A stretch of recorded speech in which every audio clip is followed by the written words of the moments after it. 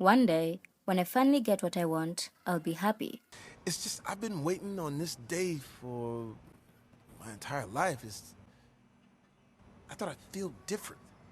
This is a quiet lie most of us grew up believing that one day, after all the hard work, the waiting, the dreaming, we'll finally get what we want. And when that happens, everything inside us will settle. We're taught to think of life in a straight line: struggle, success, then happiness. If you just push through the struggle long enough, you'll reach this place where everything clicks, where you feel complete, where your anxiety disappears and you finally feel like yourself.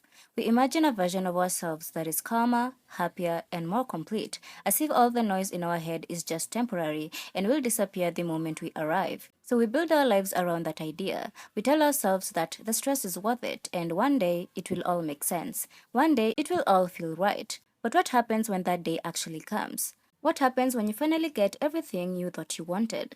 The story of Soul follows Joe, a man who spent his entire life chasing one dream: becoming a successful jazz musician. Not just playing music, but making it, being recognized, stepping into a life that feels meaningful and important. For Joe, this dream is not just a goal, it's his identity. It's the thing that gives his life value. Music is all I think about. From the moment I wake up in the morning to the moment I fall asleep at night. He believes that once he gets there, everything will finally click into place. And eventually, after years of trying, he gets his chance. He performs with a famous musician, steps on stage, and for a moment, it feels like everything he imagined. This is the moment most stories would end on: the big payoff, the reward for all the struggle. But instead of ending it there, the story does something different. It stays in the aftermath of his dream coming true. After the performance, Joe walks out glowing with expectation. This anticipation that his life is about to transform. Joe expects something to change inside him. You can feel it in the way he carries himself, like he's waiting for a shift, a sense of arrival, a feeling that his life has finally become what it was supposed to be. But nothing happens. So, what happens next? We come back tomorrow night and do it all again. That's it. There's no dramatic transformation.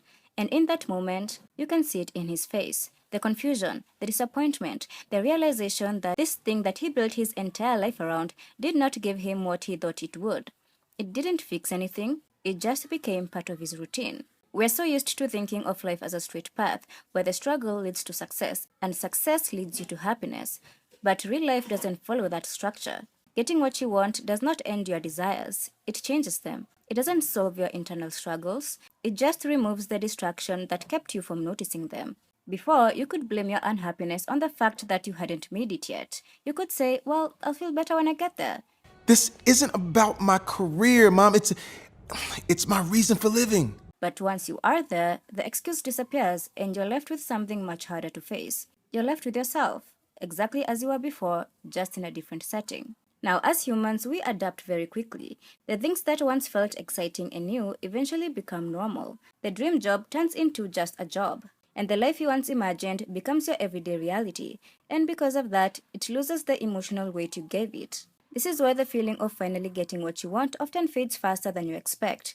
It's not because the thing itself is meaningless, but because you placed too much meaning on it. You expected it to carry your happiness, your identity, your sense of purpose, and no single thing can do that. In Soul, there's a powerful idea that changes the way we think about our purpose. Joe believes that his purpose is jazz, that he was born to do this one thing, and doing it will make his life meaningful. But the film slowly breaks that belief apart. It suggests that what makes you feel alive is not the same as what gives your life meaning, and that trying to turn one passion into your entire reason for existing can actually make you feel more empty. Because when that thing becomes everything, you start to depend on it in a way that it's impossible to sustain. And when it doesn't fulfill you the way you expected, you don't just feel disappointed, you feel lost. So what really happens when you get everything you've always wanted? You realize that it was never going to fix you.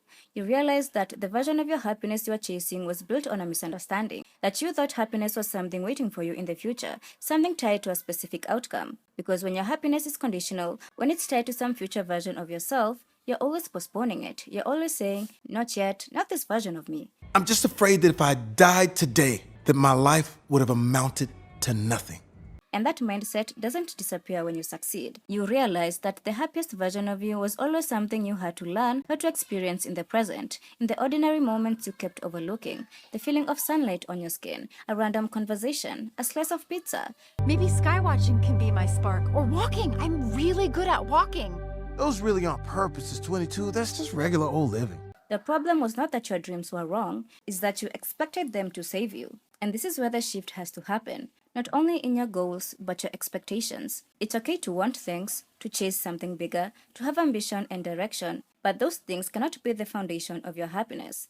They can guide you, they can excite you, they can give your life shape, but they cannot complete you. Because if you rely on them to do that, you will always be disappointed, whether you achieve them or not. Either you will feel empty because you don't have them, or you will feel empty because you do. What Soul ultimately shows is a much simpler truth. Life is not made meaningful by one big moment or one defining achievement. It's made meaningful by the small, often forgettable experiences that happen every day. The feeling of being present, of noticing things, of allowing yourself to exist without constantly measuring your life against some future version of it. At the end of the film, Joe is not given a bigger dream or a clearer purpose. He's given another chance to live, and instead of chasing something new, he makes a different kind of decision. He decides to pay attention. He decides to live without wanting for life to begin.